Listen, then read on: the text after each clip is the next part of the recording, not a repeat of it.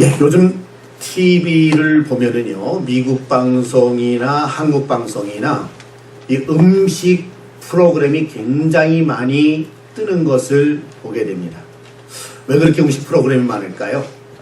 사람들에게 있어서는 음식이 대단히 중요하기 때문입니다. 그런데요, 우리가 음식을 먹는데 음식에 맛이 없다면 어떻게 될까요? 그런 것들을 가리켜서 우리는 흔히 맹탕이다, 그런 얘기를 하지 않습니까? 참 그런데요, 사람들은 참 그 입맛이 굉장히 발달이 되어 있는 것 같은 느낌이 듭니다. 제가 저희 손주 제이크 이제 어린아이잖아요. 그럼에도 불구하고 이 아이가 음식을 먹는 것도 보면은 얼마나 가려 먹는지 몰라요. 그래서 어떤 때는 좀 이제 새로운 거를 좀 먹이려고 말이에요, 걔가 딴척을 필 때에 입에다 갖다가 얼른 집어넣잖아요. 그럼 받아 먹습니다. 그러다가 자기가 생각하는 맛이 아니면 그냥 뱉어버리더라고요. 그만큼 입맛이 참 까다롭구나, 그런 것을 느껴봤습니다. 자, 물론 우리 인생들도 마찬가지예요. 이왕이면은 음식도 맛이 있어야 되듯이 우리의 인생도 맛이 있으면은 좋겠다. 그래서 이 시간에는요, 요한복음 1장 9절에서 14절의 말씀을 중심으로 해서 감칠맛 나는 인생이다, 이런 제목으로 같이 은혜를 나누기를 원합니다. 여러분, 이 감칠맛이라고 하는 거는요, 단맛과 쓴맛과 쓴맛과 짠맛 등 요 5가지와 더불어서 기본 맛 중에 하나가 됩니다. 그래서요, 정말 우리는 이러한 맛들이 있어야 음식도 맛이 있고 먹을만하다, 그런 얘기죠. 그런데 만약에 음식에 맛이 없다고 한다면은 사람들은 그 음식을 잘 먹지 아니하고, 그리고 그 음식을 먹으면서도 해피하지 않는 그러한 모습을 보이는 것을 보게 됩니다. 자, 그렇다고 한다면 오늘 저와 여러분들도 이왕이면은 하나님 앞에서 감칠맛 나는 인생을 살아가야 되겠는데, 하나님의 뜻을 따라서 무료한 인생이 아니라 주 안에서 가치 있는 인생을 살자, 그런 얘기예요. 맛이 없는 음식을 가리켜서 맹탕이라고 얘기하는 것처럼 우리가 인생을 살아가면서 맛이 없는 삶을 살아간다고 한다면은 그것 또한 맹탕 인생이 아니겠는가. 그래서 이왕이면 우리가 맹탕 인생이 아니라 하나님 앞에서 뭔가 맛있는 인생, 그리고 정말 가치 있는 인생, 의미 있는 인생, 그런 인생으로 살아가야 되겠다라고 하는 것입니다. 자, 그래서 우리가 한번 이 시간에 생각해 보는 것은, 첫 번째는 예수님은 맹탕 같은 세상에 감칠맛 같은 분으로 이 땅에 오셨다는 것입니다. 사실 생각해 보면은요, 이 세상이 얼마나 거칩니까? 이 세상이 얼마나 어둡습니까? 그런데 바로 예수님께서는 이 거칠고 어두운 세상에 희망의 주님으로 오신 것을 보게 돼요.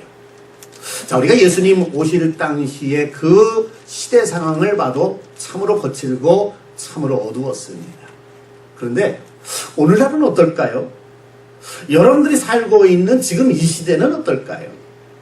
이 시대는 밝습니까? 이 시대는 환합니까? 이 시대는 모든 것이 다 그냥 부족함이 없고 넘칩니까? 그런데 생각해 보면은요, 오늘날의 시대도 보면은 왜 그렇게 전쟁이 많은지 몰라요. 왜 그렇게 테러가 많은지 몰라요. 왜 그렇게 사람을 죽이는 일들이 많이 있는지 모르겠습니다. 이제는 가정의 가치와 질서도 무너져 버리는 그러한 모습들을 너무 많이 보게 되지 않습니까? 그러면서 한번 생각해 보는 거는, 야, 예수님 당시뿐만 아니라 오늘날 어떻게 보면 더 거칠고 더 험하고 더 어두운 세상 가운데 있지 않는가, 그런 생각을 해보게 됩니다. 바로 이러한 세상을 우리 주님께서는 희망의 세상으로 바꾸시기 위해서 오신 거 아닙니까? 그래서 요한복음 1장 9절에 보니까 이렇게 말씀하고 있어요. 참빛 곧 세상에 와서 각 사람에게 비치는 빛이 있었나니. 할렐루야. 그런데요, 참 우리가 또 한번 생각해 볼 수 있는 건 뭐냐 하면, 예수님은 이 땅에 참빛으로 오셨단 말이에요.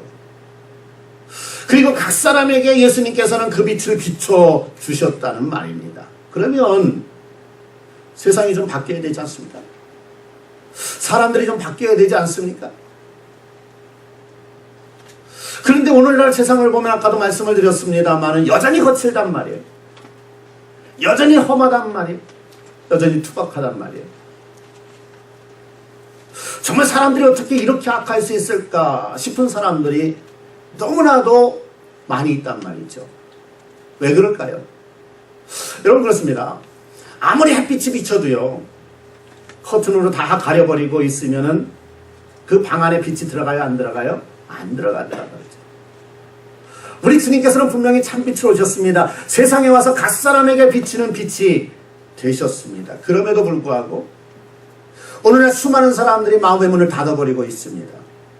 하나님을 거부하고 있습니다. 예수님을 거부하고 있습니다. 그러다 보니까 이 세상은 어때요?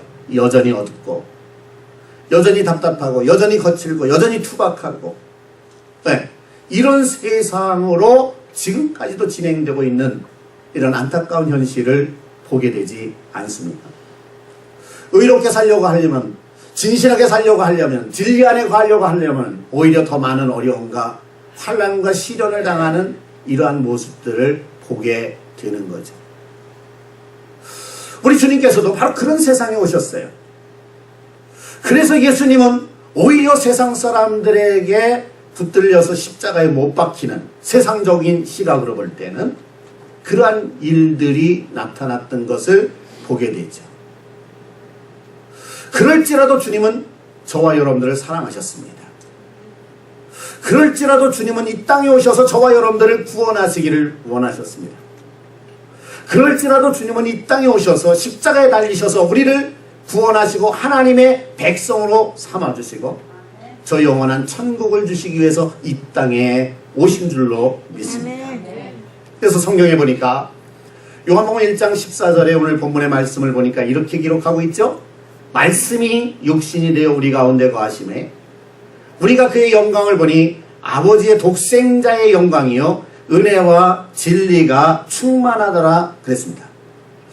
여러분 정말 우리가 아까도 말씀드렸습니다마는 험한 세상입니다. 거친 세상입니다. 투박한 세상입니다. 정말 세상에서 살다 보면은 누구를 신뢰해야 될지 누구를 믿어야 될지 참 답답할 때가 한두 번이 아닙니다. 그럼에도 불구하고 오늘날 여러분들이 살아가는 모습을 보면은 그래도 기뻐하면서 살아갑니다. 그래도 감사하면서 살아갑니다. 그래도 찬송하면서 살아갑니다. 아니 이 험한 세상을 살아가면서 우리가 어떻게 그렇게 기뻐할 수 있죠? 이 세상을 살아가면서 어떻게 우리가 그렇게 감사하고 찬송할 수 있죠?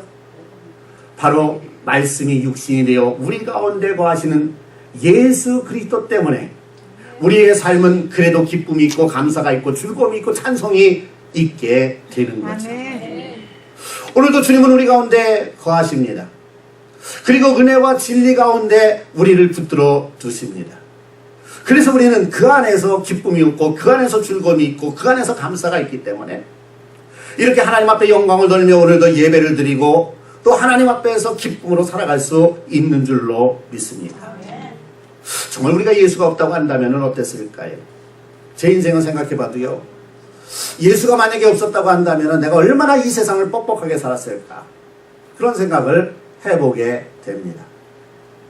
여러분 아무리 좋은 기계라고 한다고 할지라도 그것을 쓰다 보면 나중에는 뻑뻑하게 돼가지고서 제대로 돌아가지 않지 않습니까? 그러니까는 한번 그런 기계를 돌리려고 그러면은 기계도 힘들지만은 기계를 돌리는 사람도 얼마나 힘이 듭니까? 바로 그러한 가운데에서 거기다가 기름을 딱 쳐갖고 윤활유를 딱 치게 되면 어떻게 되죠? 다시 이 기계가 싱싱 돌아가는 그런 모습을 보게 되지 않습니다. 오늘 우리가 그래도 기쁨이 있고 감사가 있고 찬송이 있고 즐거움이 있는 이유가 뭡니까? 바로 윤활유와 같은 예수 그리스도께서 우리 가운데 거하시기 때문에. 할렐루야. 그분의 은혜로 우리의 마음에 기쁨이 오고 즐거움이 오고 감사가 오고 그래서 찬송할 수 있는 이러한 삶을 살아가고 있는 거죠. 참 이런 그 주님의 은혜가 없었다고 한다면 우리가 어떻게 이렇게 맛있는 인생을 살아갈 수 있었을까? 행복한 인생을 살아갈 수가 있었을까? 오늘도 예수 그리스도를 여러분들의 가슴 속에 모시고 예수님을 여러분들의 인생의 주인으로 모시고 살아간다고 한다면 좀 세상에서 힘들고 어렵다고 한다고 할지라도 여러분들은 뻑뻑한 인생이 아니라 감칠맛 나는 인생으로 하나님께 영광 돌리며 살아갈 수 있는 줄로 믿습니다. 특별히요, 우리가 죄 가운데서 영원히 죽을 수밖에 없었을 때에, 그리고 결국에는 지옥에 떨어질 수밖에 없었을 때에 우리 주님께서는 저와 여러분들을 사랑하셨어요. 그래서 이 땅에 오시면 이 땅의 그 험한 사람들, 거친 사람들에 의해서 십자가에 달릴 것을 아시면서도 예수님은 우리에게 생명의 감칠맛이 되시려고 그 험한 십자가까지 지신 것을 보게 되죠. 특별히요, 히브리서 12장 2절에 보니까 우리 주 예수 그리스도는 어떤 분이냐, 그리고 그분은 어떠한 삶을 사셨느냐, 그리고 그분은 어떻게 되셨느냐라고 하는 것을 단 한 절을 통해서 우리에게 너무나도 구체적으로, 너무나도 명확하게 가르쳐주고 계시는 것을 보게 됩니다. 참 제가 좋아하는 말씀 중에 하나이기도 합니다. 여러분, 오늘 히브리서 12장 2절에 보니까는 뭐라고 표현하고 있어요? 믿음의 주여 또 온전케 하시는 인 예수를 바라보자. 그는 그 앞에 있는 기쁨을 위하여 십자가를 참으사 부끄러움을 개의치 아니하시더니 하나님 보좌 우편에 앉으셨느니라 라고 말씀을 하고 있습니다. 여러분, 잘 보세요. 이 말씀을요. 이 말씀을 잘 들여다보면은요, 이 말씀 가운데의 단어 하나하나가 마치 주옥과 같은 그러한 말씀이다 라고 하는 것을 느낄 것입니다.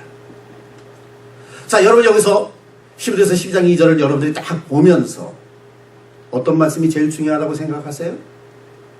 여기 보니까 믿음의 주요, 예수님이 믿음의 주라는 거예요. 우리 인생이 믿을 분은 예수 그리스도밖에 없다는 거예요. 그분만이 우리의 소망이요 희망이요 생명이라고 하는 말씀입니다. 바로 그분을 우리가 믿을 수 있으니 얼마나 감사하지.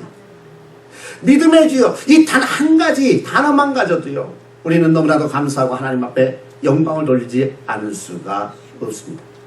근데 그분은 또 어떤 분이라고요? 온전하게 하시는 이인 예수다 그랬습니다. 우리의 영과 혼과 육을 아울러 온전히 보존하게 하시고, 또 하나님 앞에서 온전히 살아가게 하시고, 하나님의 온전한 축복을 누리게 하시고 영원한 생명을 얻게 하시는 분, 그분이 누구라고요? 그분이 누구라고요? 예수다. 예수. 예. 이 한 단어만 해도요, 이 한 문장만 해도요 얼마나 우리에게 감사한지. 세상에 누가 과연 우리의 인생을 온전하게 할 수가 있겠습니까? 우리의 영혼을 온전하게 할 수가 있겠습니까? 오직 예수 그리스도밖에 없다는 거죠. 이 말씀만 생각해도 우리는 감사와 찬송과 영광을 하나님께 돌리지 않을 수가 없는 겁니다.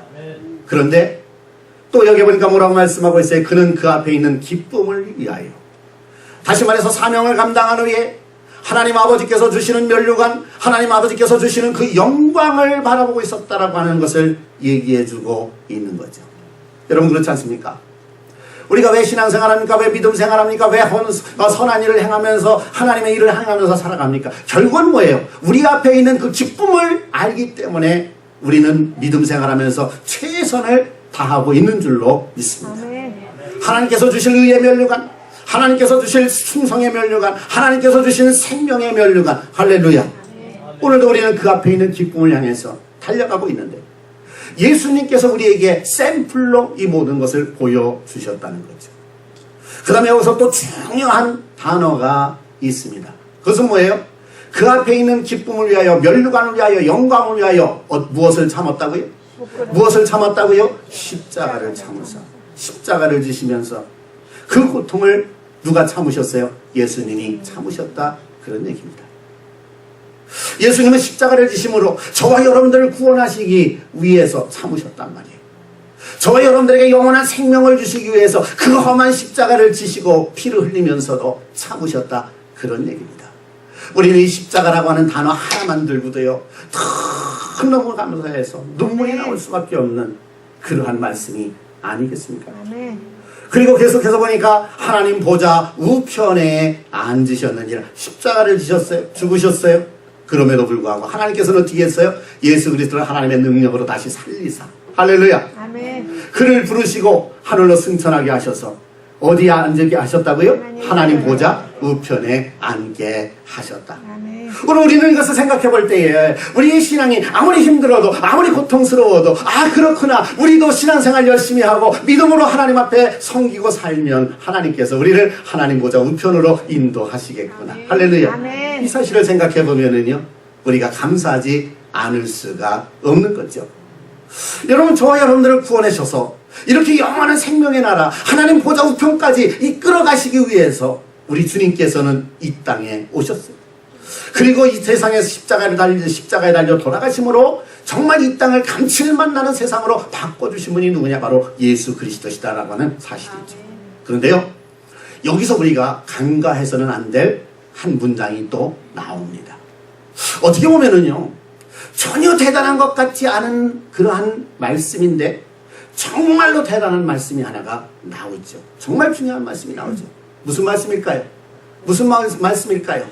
그는 그 앞에 있는 기쁨을 위하여 십자가를 참으사 무엇을 개의치 아니하시더니 부끄러움을 개의치 아니하시더니. 할렐루야. 아멘. 여러분, 여기 믿음의 뒤에서부터 시작해서 하나님 보좌 우편에까지가 다 정말 귀한 단어들이고요, 영광스러운 단어들이고요, 복된 단어들이고요, 생명의 단어들이고요. 할렐루야. 아멘. 그런데요, 이러한 모든 것들을 누리기 위해서 가장 클라이맥스와 같은 단어가 있는데, 그 말씀이 있는데 그게 뭐냐? 바로 부끄러움을 개의치 아니하시더니. 여러분, 사실 예수님께서 하나님의 아들 아닙니까? 그분이 십자가에 달린다고 하는 것 얼마나 창피한 일이고 얼마나 부끄러운 일이겠습니까? 정말 어떻게 보면은요, 이게 정말 하나님 앞에 먹칠하는 것 같은 느낌도 받을 수가 있었을 것입니다. 그러나 우리 주님은 모든 인류를 구원하시기 위해서 당신이 십자가에 달리시는 것이기 때문에 전혀 뭐하지 않았다? 부끄러워하지 않았다. 부끄러움을 개의치 않았다.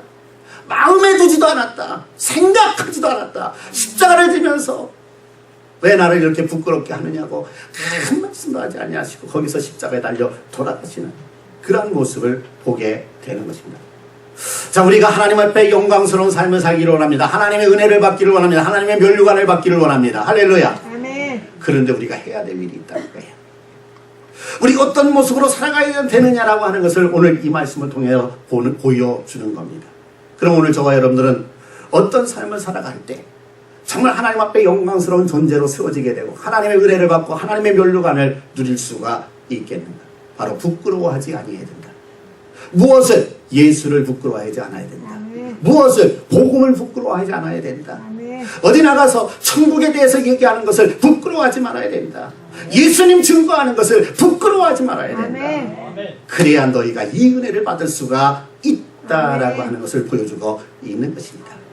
예수님은 정말 거칠고 험한 이 땅을 감칠맛 나는 인생으로 만들어주기 위해서 하늘 영광 버리고 이 땅에 오셔서 그 험한 십자가를 지셨단 말이죠.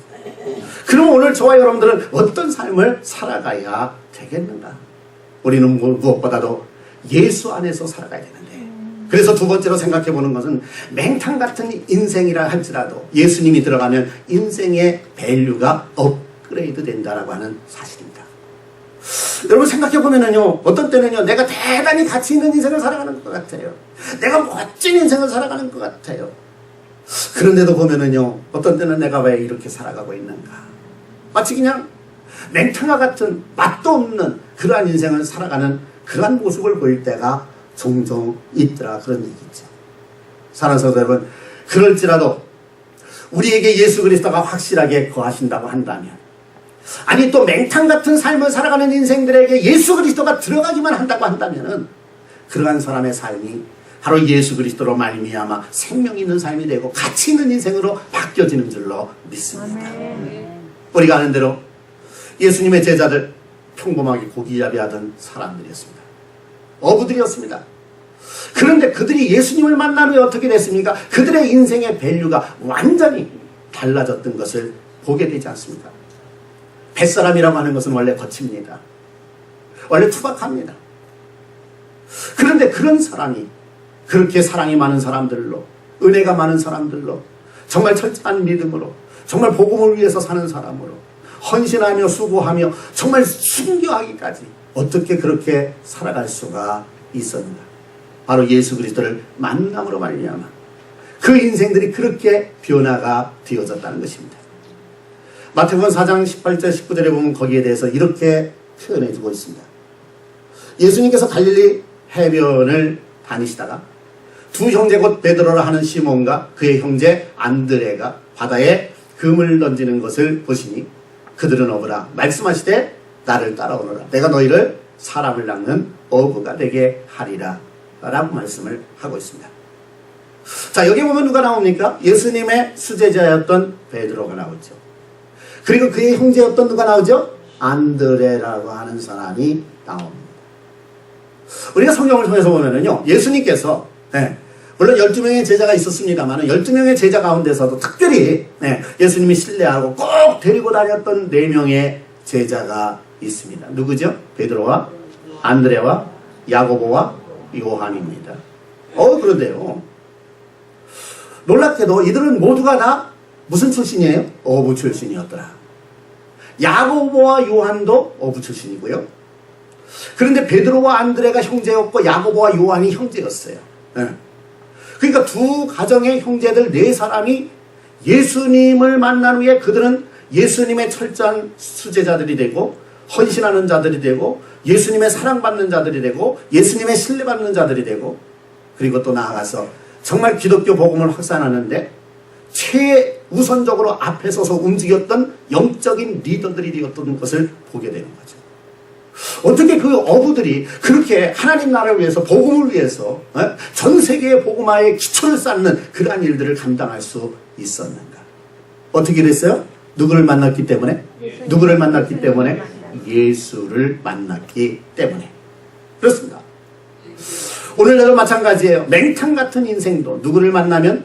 예수를 만나면 가치 있는 인생으로 바뀌어지는 줄로 믿습니다. 특별히요, 음지에 살던 여인도 예수님을 만난 후에 양재 인생으로 바뀌는 것을 보게 되지 않습니까? 우리가 잘 아는 대로 요한복음 4장에 보면은 수가성의 사마리아 그 수가성의 우물가의 여인을 보게 됩니다. 자, 예수님께서 목이 말라서 그 우물가를 찾아가셨을 때 한 여인이 찾아오잖아요. 예수님이 말씀합니다. 나에게 물을 달라. 그랬더니 그 여인이 사마리아 여인이었기 때문에 말하기를 어떻게 당신은 유대인인 것 같은데 사마리아 사람이 나에게 물을 달라 합니까? 라고 얘기를 하죠. 왜 그러냐면 이 유대인들은 사마리아 사람은 사람 취급도 하지 않았었습니다. 거기다가 이 여인은 뭔가 좀 부끄러움이 많은 여인이고 수치가 있는 여인이고요. 그리고 사람들에게 떳떳이 나설 수 없었던 여인 중에 한 여인이었습니다. 그래서 그 당시에는 정말 뜨거운 태양볕에 물길로 나오는 일이 별로 없었습니다만은 이 여인은 사람들 만나는 것이 별로 그렇게 편치를 못해서 그래서 대낮에 물을 길러 나왔던 것이죠. 그때 예수님께서 물을 달라라고 말씀하신 거죠.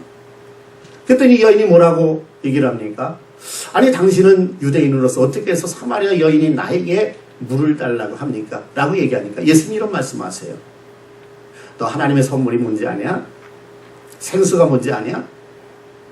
만약에 네가 나에게 하나님의 선물을 달라고 했던지 생수를 달라고 하면 내가 줬을 텐데 이렇게 말씀을 하셨어요. 그러니까 이 여인이 있다가 예수님에게 다시 묻습니다. 아니 선생님은 물기를 그릇도 없지 않습니까? 그리고 이 우물도 굉장히 깊습니다.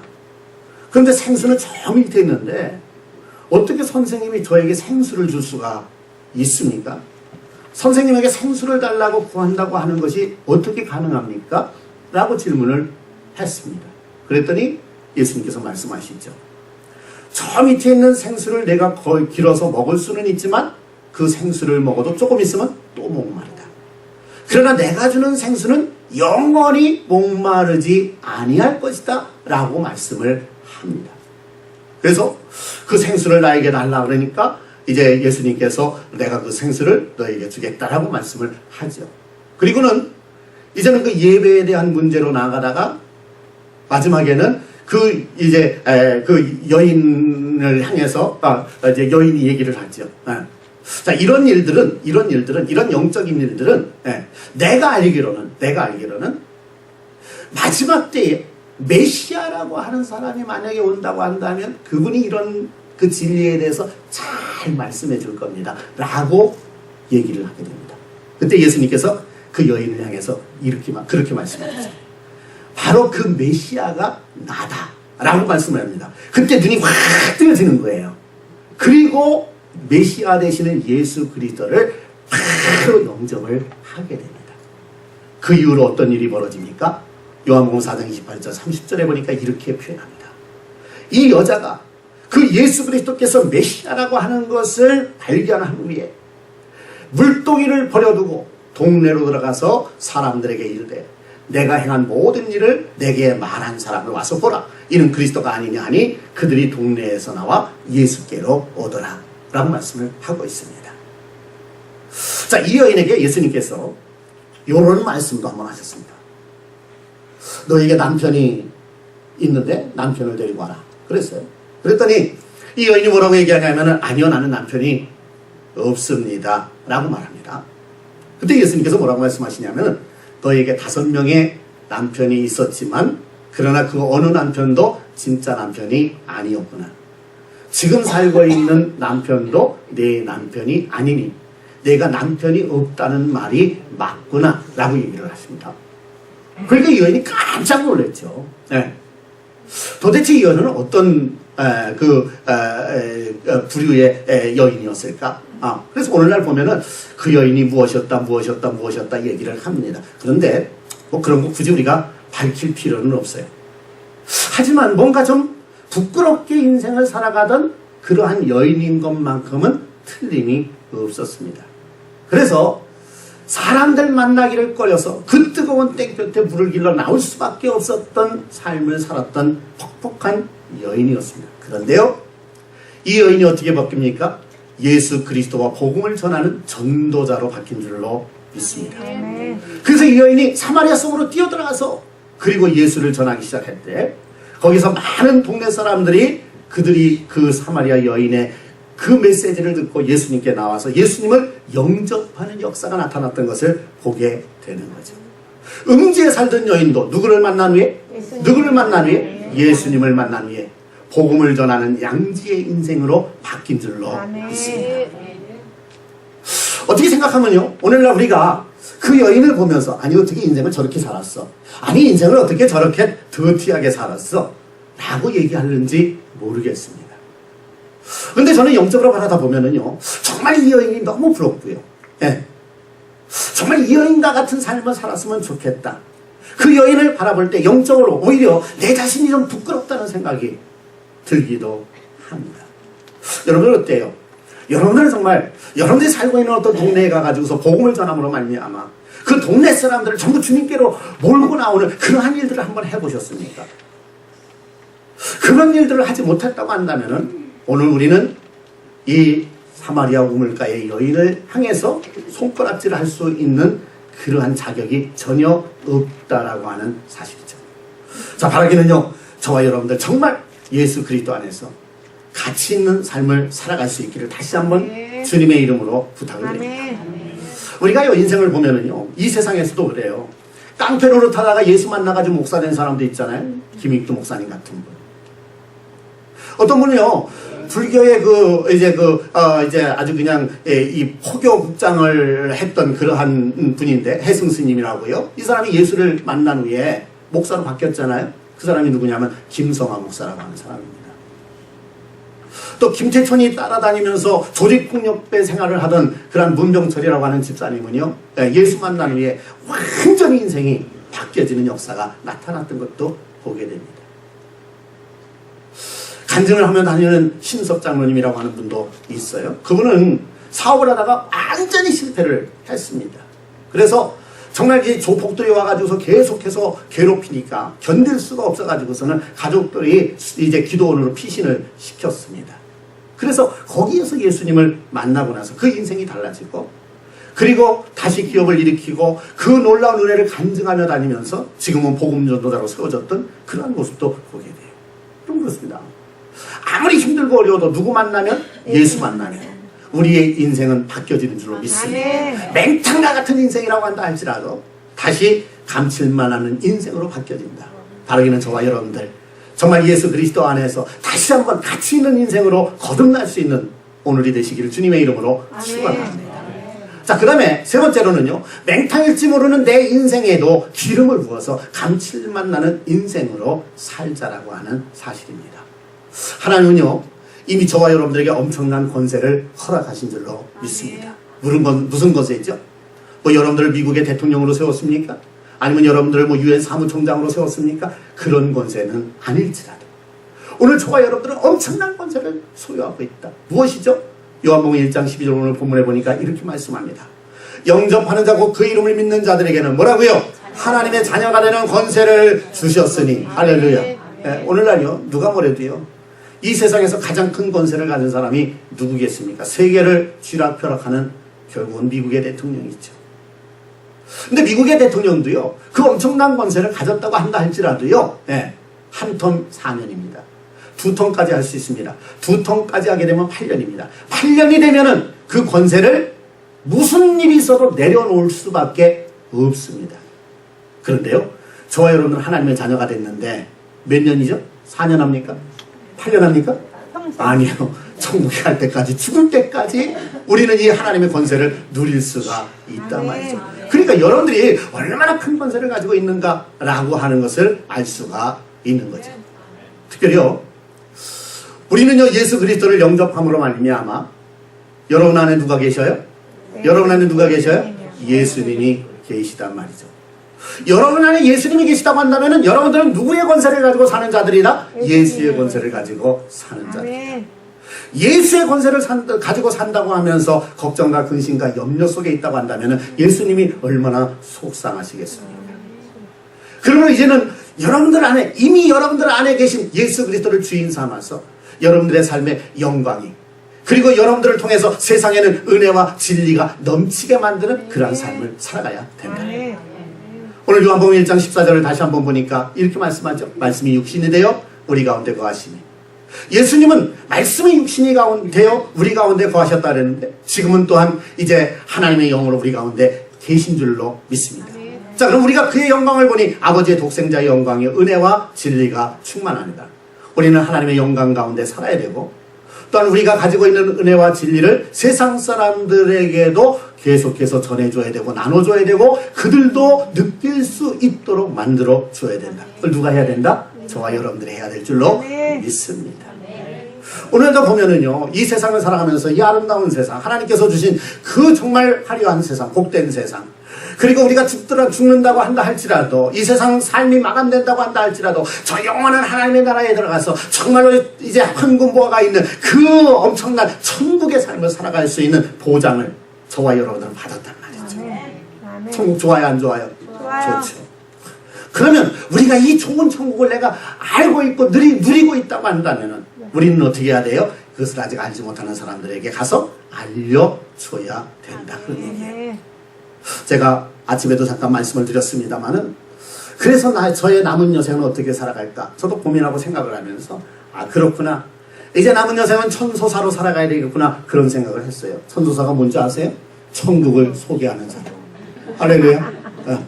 그래서 자기가 사람만 만나면 천국 소개하는 거예요. 네. 여기가 저기가 가서 천국 소개하는 거예요. 천국이 이렇게 좋아요. 그래서 예수 믿어야 돼요. 할렐루야. 네, 여러분들이 우리가 세상에 이제 내가 받은 은혜와 내가 받은 진리를 세상 사람들도 누리게 만들 때 여러분들은 진정 가치 있는 인생이 되고 하나님 앞에 상급 있는 인생이 되고 하나님 앞에 복된 인생이 되어질 줄로 믿습니다. 그럼 어떻게 은혜와 진리, 내가 받은 은혜와 진리를 세상 사람들에게 이제 나눌 수가 있겠나? 첫째는요, 여러분이 중보기도 해야 돼요.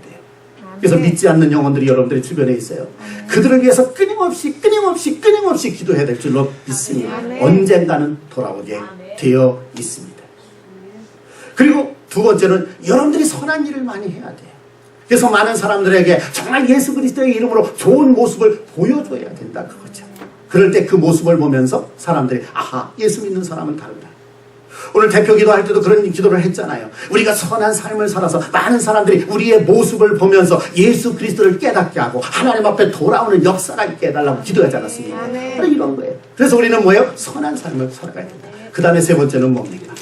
이제는 우리가 복음을 들고 나가서 전해야 된다라고 하는 그런 사실이죠. 복음을 전하지 않으면 그들이 이 예수님의 은혜와 진리를 깨달을 수가 없다라고 하는 사실이죠. 저와 여러분들도 오늘 예수 안에서 얼마나 행복합니까? 할렐루야. 예수 안에서 얼마나 기쁩니까? 즐거움이 있습니까? 그런데 누가 우리에게 예수를 전해주지 않았다고 한다면 우리가 어떻게 이 기쁨을 누릴 수가 있느냐, 그런 얘기죠. 저는요, 설교도 두 가지가 있다고 생각을 해요. 첫째는 뭐냐, 이렇게 우리 성도님들 모인 곳에서 하나님의 말씀을 전하는 게 설교란 말이죠. 그런데요, 그럼 세상 사람들에게 설교할 수는 없을까? 제가 많이 고민을 했어요.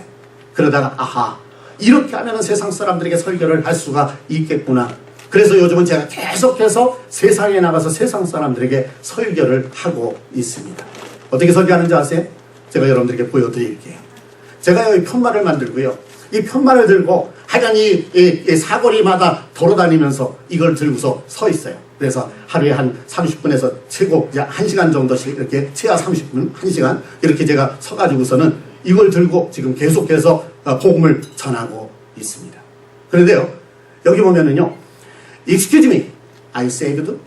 실례합니다. 당신 구원받았습니까? If you died tonight, 오늘 만약에 죽는다고 한다면은 Are you going to heaven? 천국에 갈 수가 있습니까? 요런 그 메시지예요. 그러면서 Believe Jesus Christ, 예수를 믿어야 됩니다 라고 하는 것을 들고 있습니다. 세상 사람들이 언제 교회 와가지고서는 하나님의 말씀 듣겠습니까? 그런데요, 이걸 들고 있다 보니까는요, 참으로 많은 사람들이 이거를 보더라고요. 읽더라고요. 그리고요, 또 하나는요, Trouble in your life, 당신의 삶 속에 어떤 문제가 있습니까? 그렇다고 한다면 너무 그렇다고 해서 염려하지 말아라, 울지 말아라. Don't cry, don't worry. Come to Jesus, 예수님께 오십시오. Jesus is the answer. 예수님은 우리의 인생의 답이 됩니다. 그리고 예수님을 만나면 You will be happy, 당신은 해피할 것입니다. 행복을 찾을 것입니다. 그리고 and have eternal life, 영원한 생명까지도 얻게 될 것입니다. 굉장히 숏 스토리입니다. 숏 메시지입니다. 그런데요, 이것이 굉장히 스트롱한 메시지가 되더라, 그런 얘기죠.